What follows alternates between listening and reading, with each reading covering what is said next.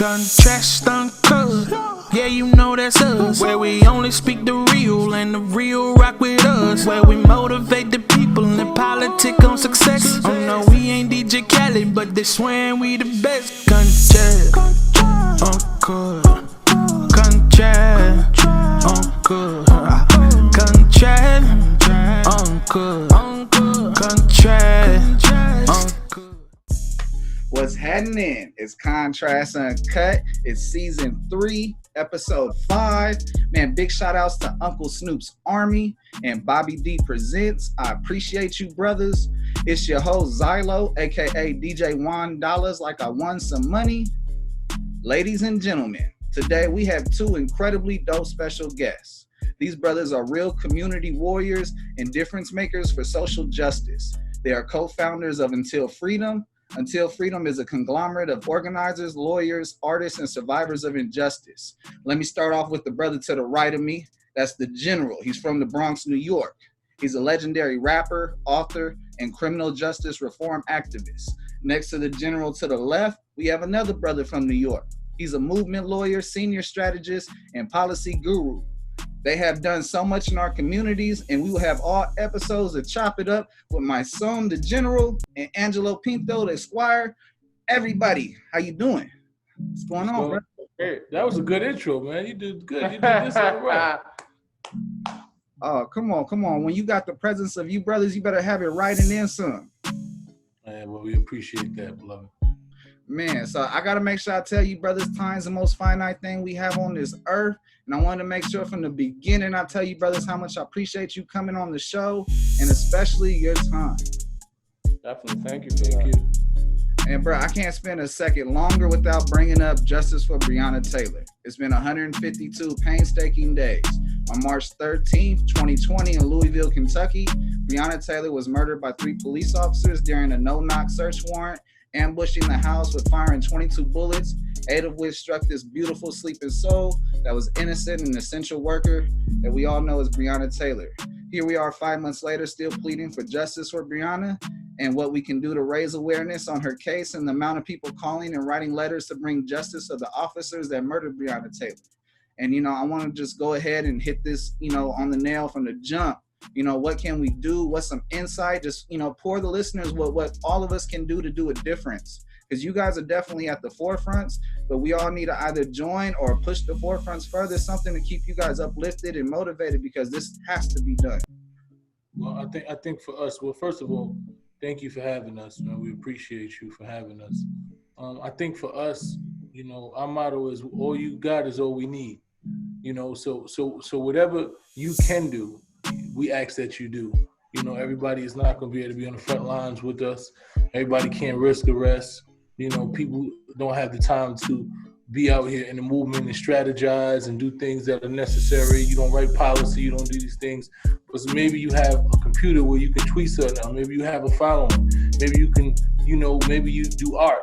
Maybe you have food that you can give to the movement. We on Saturday, we'll be giving out produce to the community. Over 1,000 people, we're going to be giving out produce to the community, and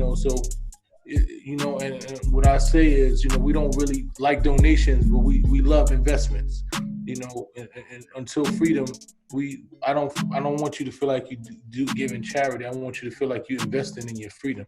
The same way that we invest in our freedom, we're willing to put our bodies, our freedom, our lives, and, we sacrifice away from our families to do this work. So we want people who want to invest in their freedom the same way that we want to invest in their freedom. So there's so many different ways that you can get their entry points into this movement, into this organization, into this moment right now for Brianna Taylor, and you just got to figure out what's the best way that you can serve and be efficient. Absolutely. Angelo, brother, you want to put in any statement onto there, brother? I think, we all have something we could give. And we have to figure out what that is, what that looks like, and what that is for us. For me, we give every day. This is what we do. This is our purpose. And we give financially, even sometimes when the money's not there to make sure the work happens. We give of our time. And we want folks to do the same. I think there's a great awakening happening around injustice, not only in America, but around the world. And it's a great opportunity for individuals to start to think, what does an investment in my freedom and justice for others look like? And what can I contribute on a weekly or a monthly basis, whether it's my time, whether it's financially, whether it's my social media platform, whether it's volunteering some hours with folks. What is it that I can contribute consistently to really transform the society we live in? It can't just be a one-time thing. It can't just be a two-time thing. It has to be a true investment. So folks, I always say, decide what it is and where it is you can give and do it as consistently as possible. You know, it's amazing. The word investment is being used. And, you know, honestly, it's blessing others so that you don't block your own blessings. And, you know, so that we can continue to grow as one. Because, you know, right now there's so much injustice. There's so much that's not clear. There's so much that's not transparent. And I feel that everyone that is willing to utilize their voice and their gift and outspeak, I just have to give all my flowers and praise to you, brothers, because so many of them are scared. And, you know, it's important that everyone understands that you do have a voice. And if you see something you recognize that's wrong, start to say something that people will gather, especially if you're in the right standing. That's right. Yeah, the world is changing. You know, folks say if you build it, they will come. And I think in this moment, if you say it, folks show up. And I think the more and more we speak about injustice, the more and more we stand for it, the more others will say, I could do the same. I have nothing to fear. I mean, when you look at the NBA and what they're doing, they're showing on a corporate level, there's nothing to be afraid of. And in fact, you'll probably get more buy-in from your viewership who says, listen, you're standing for the right thing, we'll stand with you. So it's a moment for people to really step up and stand out. Absolutely. Now, I got to ask both of you brothers, because it's one of my questions. Normally, I gear this towards the entertainers, but it's so important that people like you brothers that are activists and organizers and making a difference as a community warrior. I asked, did the game choose you guys or did you choose the game? And I'm going to switch that around because I want to know what pretty much was the moment that you guys knew that this is what you're supposed to do with your life. That's a dope question. I feel like the game chose me, man. I think as artists, you know, my mentor Harry Belafonte said that artists are the gatekeepers of truth. And I think that's the natural evolution. If you see a lot of artists, the natural evolution, they become conscious and they start to do a lot more things for the community, especially when you're an artist, not just someone who does it for money. When you artistically inclined, it means that you gather energy from the earth. You know, as an artist, I gather energy from the earth, and that energy that I get from the earth compelled me to fight back. You know, when I get all that energy and I get these ideas, and the ideas have been coming with so much heavy trauma and so much pain, and all my music was so much pain that it pretty much guided me to this movement, man. And I remember when my entry point into this movement was Trayvon Martin, and I was shooting for a film that I was independent film that I was doing in Florida during the time that they were reading the Zimmerman, you know, verdict. And I was in my hotel room, we was going to shoot a scene, and I just assumed that he would be found guilty. I was like, it's no humanly possible that they're gonna just say that this young boy, you know, he didn't kill this young boy. And I remember when I first heard it, like I cried like I was 5 years old. You know, my heart I was just in so much turmoil and pain because my son was his age. You know, I had a son his exact age, and I just reflected and said, what if that was my son? Like, what do I say to my son at this point? Like, how do I explain to him what America is saying, that his life has no value, you know, and that, you know, that he died, but there's nobody going to be held accountable for it. You know, he was murdered, he was shot to death for just getting some Skittles and trying to go home, and a man stalked him, and he wasn't accountable for killing him. You know, I didn't understand that. So I said, how do I say this to my son? And I remember writing this piece that, you know, that reflected that. And from there, I met Tamika Mallory, who was one of the other co-founders of Until Freedom, along with Linda Sarsour. And she introduced me to Carmen Perez, who was, you know, the executive director of Harry Belafonte's organization, the Gathering for Justice. And that was my entry point into the movement. So I feel like it just, all these pieces just aligned to bring me to this moment. So yeah, the game definitely chose me. I think the game chose me, and then I chose the game. So, you know, I've always had people who around me who were either involved in doing this kind of work or were involved in community work and like spent time and invested in me, even in street families and gangs, like older guys who would look out for me. So I think I've always had that kind of influence around me. And then as I went to college and law school, even more folks who were like really invested or had histories in doing movement work.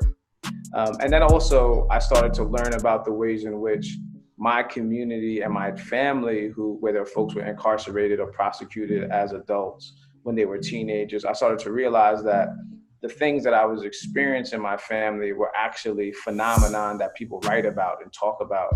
And, you know, there were systems of oppression that were functioning in my life and in my family's life that I wasn't aware of, that you know about, you feel, but you don't really have the sophistication to understand and realize it's systemic and it's not just you. So as I started to learn more and more about those things, I think for me, it just became a no-brainer that this is exactly what I'm going to do. And it was a place and a space where I was passionate about it. And I realized that it was my purpose. This is what I'm supposed to be doing. And the only way to really honor my gift and my purpose was to do the work and pour my life into it. So the game definitely chose me, but then I chose it too. I was like, we could do this. So I gotta ask both you brothers the same question about the confirmation, because a lot of the time we get these moments of this is what we feel like we're supposed to do. We start doing it, and then we get the big confirmation that no, this is the rest of the way I need to go. And so whoever wants to go first, because I deeply want to know. I think for me, the confirmation for me was, you know, I decided then, but my first protest was during the Eric Gardner case, you know, and I was working with Carmen, and we were doing work in detention centers, and I was teaching a course on how to utilize hip hop as a source of anti-violence, and how to you know, when you feel like you're angry, you put it into words and you say things about it, and you know, and because that's what I used to do when I was angry. Just to stop from lashing out, I would write music about it. And it was a way for me to vent. So I was doing a course on that.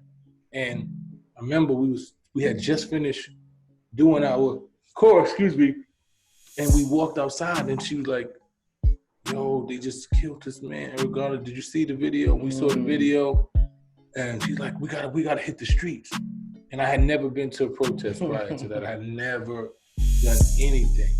And I remember that day I was on, I think, 37th Street or 30-something Street with the entrance to Jersey.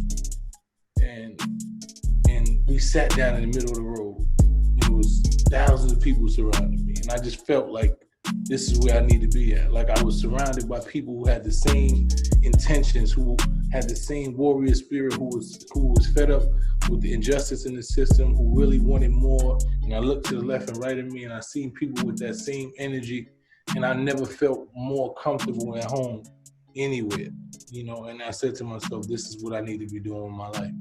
Yeah, I think for me, the confirmations, they come over and over and over again. Like I was doing work on a campaign called Raise the Age in New York State, where 16 and 17-year-olds were automatically prosecuted as adults and housed in adult jails and prisons. So the Khalif Browder story, which some folks know about, and of course the now exonerated 5 were all teenagers who were prosecuted as adults in New York State. And I remember my first week being hired to run that statewide campaign, and as I was reading stories about teenagers across the country who were prosecuted as adults, I realized in that moment, I was like, oh, this happened to my brother. Right? And I realized, oh, when he was a teenager and he said he was arrested with the adults or the older dudes, I was like, oh, wow, this is what he was talking about. This law that prosecutes teenagers as adults. So for me, and then we ended up having the ability to end that practice in New York State. So now 16 and 17-year-olds are no longer housed in adult jails and prisons, and they're no longer automatically prosecuted as adults. For me, it was a moment where I was like, wow, I was doing this work. I'm doing this work for a reason, but not only that, the experience had even more significance. And it made me even go back into the experience and go back to my brother about his experience. But even more recently, those kinds of confirmations for me just always happen. More recently, when we were in Louisville, where we are now, like working on the Breonna Taylor case, and as we were headed to Indianapolis to meet with Mikhail Rose, another young man who was murdered by police, George Floyd was murdered. And to be in this part of this region of the country, the same region of the country where George Floyd is murdered, while we're fighting for Breonna Taylor's case, it was just like, hold on, wait. This is precisely what we're supposed to be doing at this moment. So I think the confirmation has just come so frequently. And then a couple of weeks later, we were in Atlanta and Rayshard Brooks was murdered the day we were there. So it was, I think for me, it's constant messages from spirit that's like, you have to do this work, you have to be serious. And the time is now. No, that's so just like, bro, I got goosebumps from hearing this, because the importance of one, understanding what's being told to you, because it is a spirit. It's something that keeps on thriving you and saying, hey, this is what you're supposed to do, and you continue to answer that voice that and so much more is coming from it. And from you guys, from going into your deep level of root of work, you guys transition into founding with two other wonderful women, Until Freedom. And Until Freedom, as we all know, is an intersectional social justice organization rooted in the leadership of diverse people of color to address systemic and racial injustice. And because you guys were able to do the forefront of that, so many other people are able to have a voice past parish. And so I want to know, what does Until Freedom mean to both of you brothers? And, I don't want to ask what the goal is, because that's point blank period. We know what the goal is, but, I really want to know what it means to you guys. Well, Until Freedom to us is a culmination of our life's work, a combination of our passion, a combination of our skill, a combination of our hearts, a combination of everything that we all represent. When we chose to unite, we have been friends. We have worked with the Justice League, where we met underneath Carmen Perez and Gathering for Justice, on Harry Belafonte's organization, and we had met. And we just realized that all of our missions, the four of our missions, was so aligned that we wanted to create something. Like the Justice League will always be a part of the Justice League. We'll always be a part of Gathering for Justice. That's our family.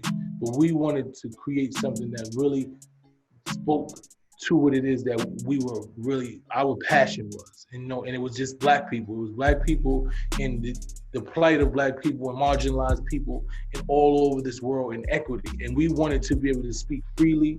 You're not tied to anything else, not tied to any other ideology, not tied to any other corporation, not tied to anybody else's personal views that they build. We wanted to build our organization that was built in that spirit, and that we knew that we can speak to and we can speak loudly about, and it wasn't nobody gonna be able to call our office and tell our boss, there's nobody to call on us, you know what I'm saying? So we was thing, we wanted to be aligned, because a lot of times when you align with different organizations, there are rules set, and there's nothing wrong with that, and you have to separate, and sometimes those rules don't abide by the natural core of what it is that you want to fight for.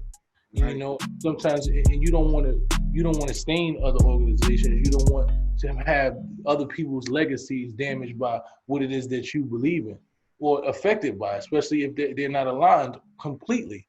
And I feel like the four of us, our missions and our goals are aligned completely, and that's why we formed Until Freedom. We wanted it to be culturally relevant. We wanted to involve the hip hop artists. We wanted to involve anybody from Cardi B to Common. We didn't want somebody to say they didn't fit the mold of what this organization represents, or they didn't fit a certain criteria. We understand that we speak for the least, and we needed them to be present at the table. We needed them to feel represented, and we felt like we represented that. So that's what it was for us when we sat down and we said we want to build Until Freedom. We wanted to build something that was going to last, something that was going to be so relevant to this time that anybody felt like they can be a part of. We didn't want it to feel like it was elitist, that you had to know big words to say this, or you had to be as smart as Angelo, or you just had to want to freedom. You had to want equity. You had to want what was right, and that's what Until Freedom was for me and for us, I believe. Yeah, I think, we were doing something revolutionary for ourselves. You know, I think when you try to start an organization and enter that kind of uncharted territory and all the hurdles that come along with it, you're really putting yourself through the fire in a way. And I think we also wanted to do something revolutionary with regards to organizing and movement work. We wanted to build an organization that was different, an organization that hasn't been built before. And we were thinking about all the organizations that came before us, the legacy organizations that do tremendous work and have phenomenal history. And we said, we want to be that for 2020. We want to be that for the future. We want to build the kind of organization that communities want to see, organizations that are in touch with what's happening in communities, in touch with the culture, and also able to create change in the communities that need them. And you know, it's interesting, I was thinking about it as we were talking. We created Until Freedom a year ago, and it was the 400th anniversary of the first slave ship that came to America.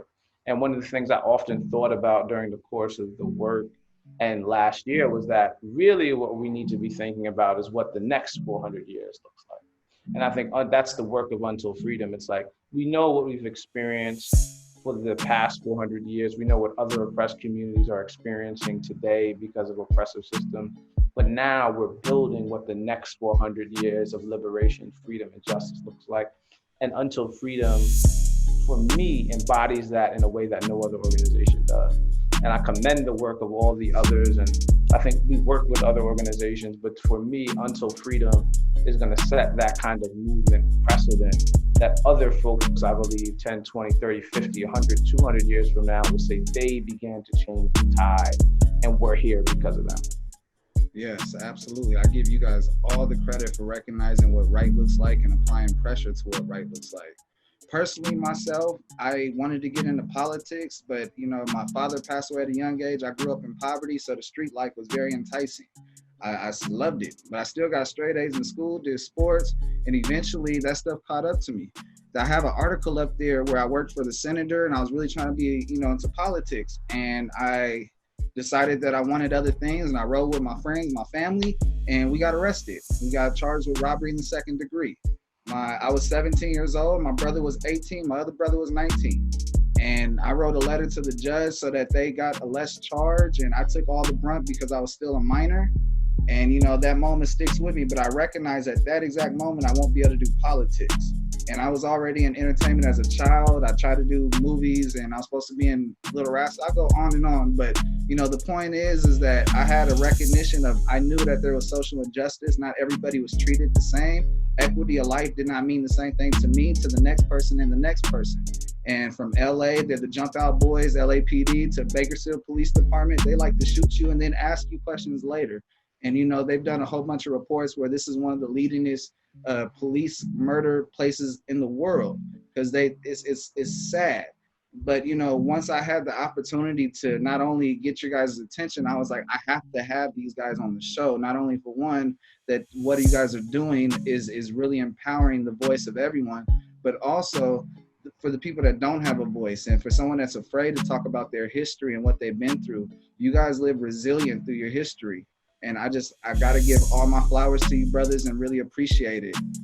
I'm going to divulge into one more segment, but I just want to make sure I let you guys know about myself a little bit and how much I appreciate you brothers and, you know, my moving forward. I appreciate you, man. Thank you. Yeah, most definitely. We really appreciate it. Yes, sir. Yes, sir. Man, man, you guys are in Kentucky all month of August. You know, I love Good Trouble Tuesday event. What are some of the more events that Until Freedom is going to do while they're in Kentucky and moving forward and executing their missions? Oh, well, we have an event on Saturday. Like I said, we'll be giving out produce to the community along with the Urban League at the I think it's going to be at the Urban League Center. The Urban League Center will be giving out produce to the communities. Then also, I think Sunday, the NBA players will be here, and they'll be doing they'll probably be having a game or still be engaging the community in some kind of way. We're trying to figure out the best way to do it. We'll have the NBA players here.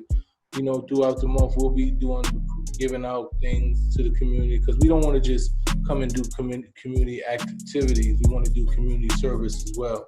So, you know, there'll be so many things. Ultimately, on August 25th, we'll be doing an action in honor of Brianna Taylor. So that'll probably be our ultimate, but there'll be a lot of different actions that we do throughout the month and maybe beyond. But, we just we'll be able to play it by ear, but there'll definitely be a lot of different things that will keep you up.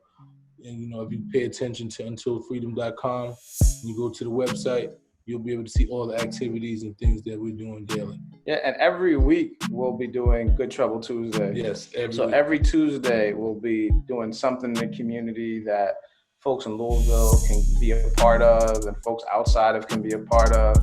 Every Thursday we're doing Break Bread Thursday. So we'll be meeting with the community and really just having conversations, strategizing, and building community and learning about each other. And like Mike said, we'll also be giving out school supplies. We're going to be giving out food. We're going to be doing a lot of community service. Yesterday, we were in the West Side, just knocking on doors and letting folks know that we're here and that we're fighting for justice for Brianna and that they should also just, come out and participate and get some of the love that we're here to give. So, follow us on Until Freedom to see what unfolds day to day, because things are always happening too.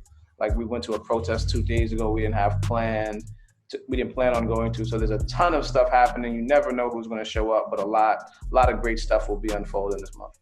Yeah, and we just want to reiterate that, this work has been being done before we got here. That's right. There are so many grassroots organizations on the ground, and like we went to one of those events, a march that they did 2 days ago that someone else had organized, one of the grassroots organizations, and we came and we supported it, and we aligned our mission with theirs. And there might be other marches or protests or whatever that other grassroots, we would love to be a part and, support all of the grassroots organizations in any way we can. I love the unity. There is no competition. It's all unity. It's love. It's the common ground. I definitely forgot to bring up this last segment. It's called my awareness segment, and forgive me, but this is so important. Knowledge is power, but when you use that knowledge, it becomes your superpower. So I asked all of my guests, when was the last time they were pulled over, and advice they can give in the situation of interacting with the police while they're getting pulled over. I've been pulled over so many times, but the last time I recall, and I stopped driving because I got into a number of accidents, but the last time I recall that the police actually stopped me, I was coming out of my friend's house and I was walking to the car, and it was detectives, so it was an unmarked car, and I saw them too, because I saw them and I was like, oh, something's gonna happen. And I just kept walking. I basically ignored them. And they had drove a little bit beyond me and jumped out, and I was still walking casually to my car. And I was basically not paying them any attention as they even were coming close to me. And then they were like, hey. And I was like, hey, what's going on? I was still not playing into the situation. And they were like, we got a report of someone who dressed like you, who, did something. And I was like, do you have reasonable suspicion to stop me?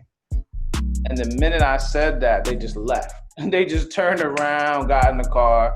So for me, and this is after being in law school for some time and understanding the law, for me, the thing that has always been useful is first keeping calm. And I try to do that in almost any situation I'm in. And I'm like, the second you become elevated, and that happens sometimes, things are gonna go in a different direction. That's right. Right? So if you don't want it to go in that direction, you kind of gotta remain calm and keep it on the playing field you wanna keep it on. And then the other thing is when you're aware of the law even a little bit, and you're able to say something that lets them know you're aware, that often can diffuse the situation.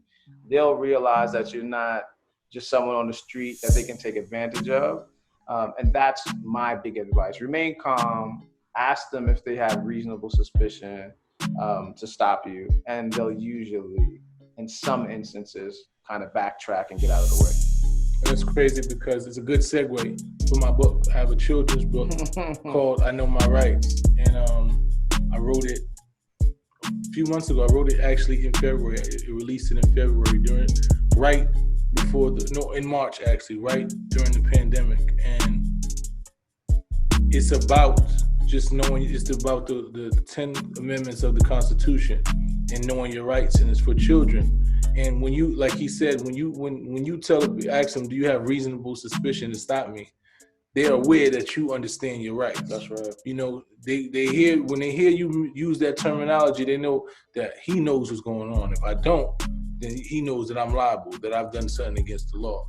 So this book is from ages probably like 6 until beyond. It's a family reading book. It's mainly for children, but I've gotten the response from adults that they've learned so much from the book. It's easy to read. It's easy to teach. The pictures are beautiful, you know, so this is what we need. Now we have to empower, because I remember when I was a kid and I was like 10 and 11 in the Bronx, and they used to come and just search us or throw us in the back of the car, drive us around the block, take whatever we had in our pockets and, you know, drop us off on other blocks. We didn't know we had rights. You know, our rights have been violated so long, we didn't even know we had them. So when people start saying, you got rights, so they can't do that, we're like, what? They've been doing that forever. We just normalized it. Yeah. So, you know, that this book is to prevent those things from happening. Is empowering our kids at a very young age. Unfortunately, in marginalized communities, in, you know, communities, poor communities, we have interactions with police way too often, you know, at a young age. So this is a reality we have to deal with. So this book is really important, you know, for our kids, and to make sure that they at least allow or make aware that they are aware of their rights. And I think for me, you know, I get pulled over all the time, especially driving. It's like a normal thing, and they don't even really, and most of the time they're looking for confrontation. You know, they're looking for you to be confrontational. So for the most part, just don't be confrontational.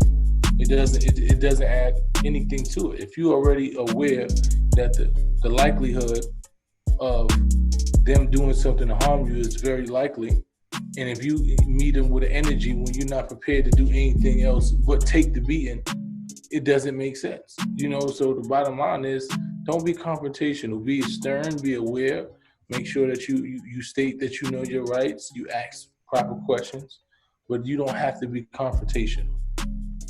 Yes, I agree. I love how from the streets to the courtroom, we have all these different digests of, you know, how to handle the situation. And the bottom line is to get through it as quickly as you can, be calm. If you recognize something's going wrong, I know you guys didn't touch on this, but an OG told me this a long time ago. If it's going wrong, say, take me to jail. That's right. Take me to jail, or say, are you going to arrest me? Am I being arrested? You know, am I being arrested? You know? And push it to that level, because once it's pushed to that level, that whole game of I'm going to beat you up, I'm going to make you feel fearful and everything else, that game's out the window, because it's like, you're going to do this, you're going to do that. Let's get your supervisor down here while we're at it. Yeah. That's right. And from there you can elevate and, you know, either see your day in court and go through the system, and, you know, you can go from there, or you're going to be released right away because they don't want to deal with the paperwork. That's a fact. So my brothers, I do have this thing on here talking about police gun violence. And, you know, I feel like we did touch on that because it's so important to, one, keep your demeanor, keep everything calm, cool, collective, have your awareness of how to get out the situation. And then we'll be able to subdue some of that violence. We can't do it all because people with guns are retarded, and they understand if they pull the trigger, violence happens, and some people enjoy that. And it's a unsatisfying feeling that we have to face. But it's something that we have to just keep on pushing and striving over. We're not surviving it. We need to strive through it. That's right. Appreciate you, brother. Man, my brothers, I appreciate you guys so much coming on here. If you notice, my show is a little different. It's unique. I try to do things like the other guys, but I don't do nothing like them other guys. And, you know, how do I close out the show? And my viewers knows it's coming. I'm going to ask you guys, you got any questions for me? No. How long you been doing this? December 2019. Oh, okay. Let's go. I like the platform. It's good energy. You got Bob Marley in the background, Tupac. You all right. You on point. Oh, yeah. No, I've been graced around a few blessings and more, and way more. But sometimes you just can't talk about all that. I hear you. My brothers, it's Contrast Uncut. It's season 3, episode 5. Man, big shout outs to Uncle Snoop's Army and Bobby D Presents. I appreciate you, brothers. I wouldn't be able to do incredibly dope stuff like have Mysonne and Angelo on the show talking about Until Freedom and so much more, and really breaking down those barriers and walls of systemic racism and and just really the bullshit of society that we have to continue to face because people don't want to grow up. That's a fact. Well, thank you for having us, man. Hope interview. Look forward to it again, man. Keep doing the work, man. Appreciate you. Yes, sir. My name is Mysonne Lennon, and I'm Angelo Pinto, and you tuned in to Contrast Uncut. Hey. Mind playing tricks on me, ghetto boys better days, jump around house of pain. Mama said knock you out, double L, Cool J, time still ticking though. Big clock, Flavor Flav, that's a public enemy. They see me coming up, every verse I'm going flip mode, squad bust a bus. Feel like Pac and keep your head up. Biggie shooting juicy, coach is still alive. Just let me. Hey everybody, I just wanted to say thank you for tuning in, checking out the show. If you like anything about it, do me a favor, hit the like button down below, hit the subscribe button, and if you're really feeling antsy, hit notifications and leave some comments. I'll enjoy it. I know Kev will enjoy it. He might even say something about it, but you won't ever hear from him because sometimes he just holds his opinion to himself. I wish he put a board up for me that says something I could say right now, but instead, I got something to say to you. It'll be up in post. Yeah, see, he helps out even though he's not helping out right now. So make sure you tune in to Contrast Uncut. There'll be hella episodes before this and there'll be hella episodes after this. Make sure you tune in. Thank you.